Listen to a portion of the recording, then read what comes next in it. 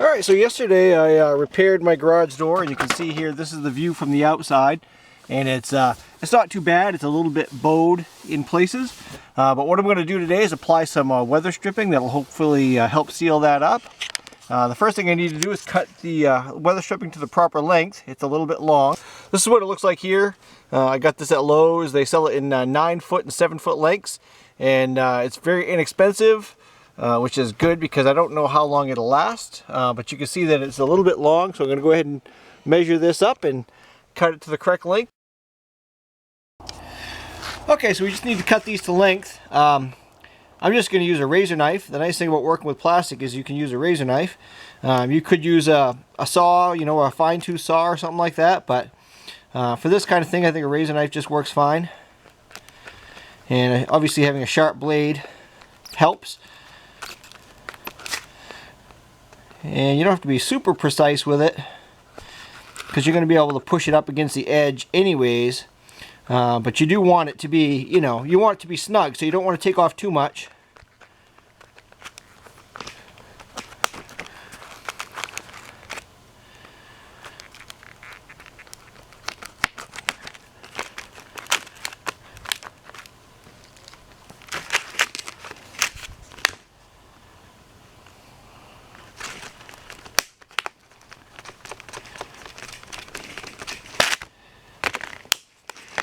Okay, so that cut's not too bad. I have it to the correct length, and I've tested it on both doors. So what I'm going to do now is actually just mark off where I need to cut the other one, because I'm doing both doors here today. Okay, so you can see here that the PVC has some divots where the screws need to go. So I basically preloaded a bunch of the screws to make my life a little easier. You think a guy with 3 kids would have some helpers, but I don't, so this is a one-man job, and this is going to make things a little bit easier to get the thing in place.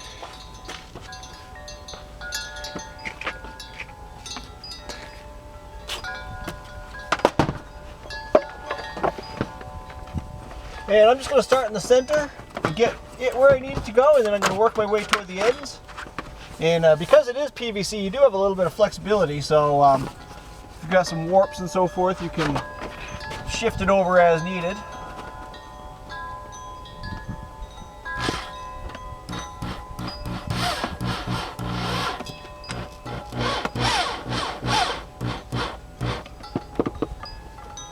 Okay, I'm not going to bury it too much, just enough to get it started here.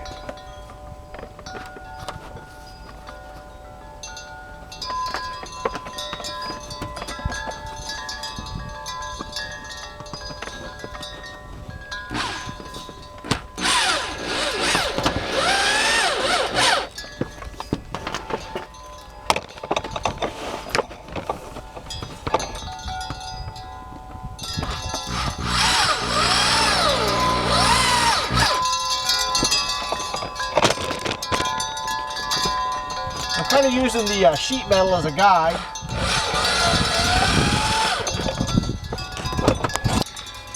Alright, so let's give it a shot here. So you can see none of the other panels are actually touching it.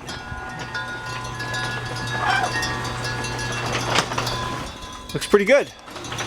Alright, I'm going to move on to the side pieces. I'll need to cut those to length as well. Okay, so that's a pretty good seal. I think I'm happy with that. I'm going to move on to the side pieces. You can see here I've got quite a gap at the top, and the whole rest of the side is pretty good.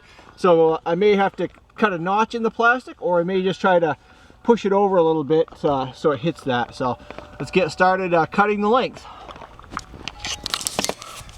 Alright, so you can see that looks pretty good to me right there. Okay, I'm on the other door here. I just wanted to show you this real quick because this one has more of a gap.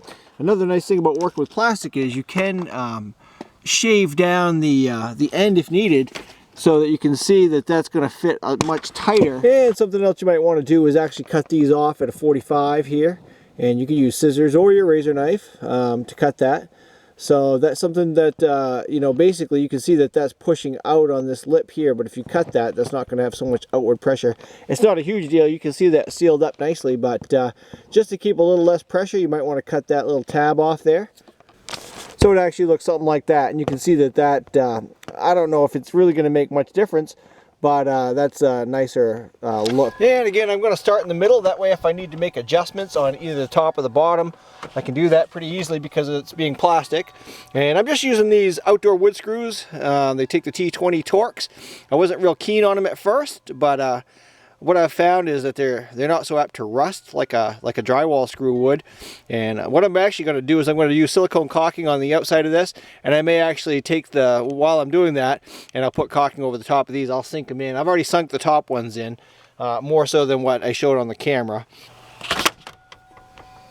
All right, maybe it would have been better to preload these.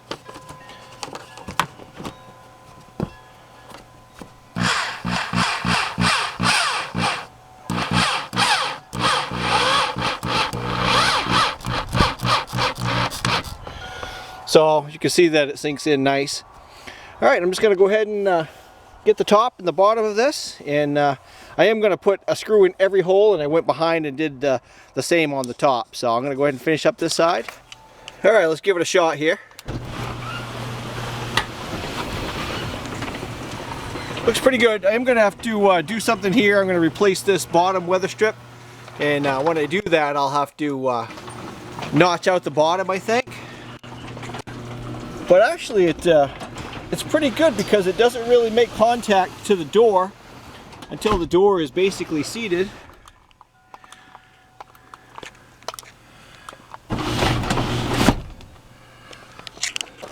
So that's not bad. I'm happy with that. I'm going to go ahead and finish up the other side here. Alright, hopefully this video has been helpful. I've got one thing left to do, and that's basically fill these in with silicone. And use some silicone caulking around the edge here. The tin buckled in a couple of places, but this side here is pretty clean, the edge. Thanks for watching. Hopefully, if you're in the middle of your project, this helps you out a little bit. And hopefully it'll help keep my garage just a little bit warmer this winter. Leave questions and comments below.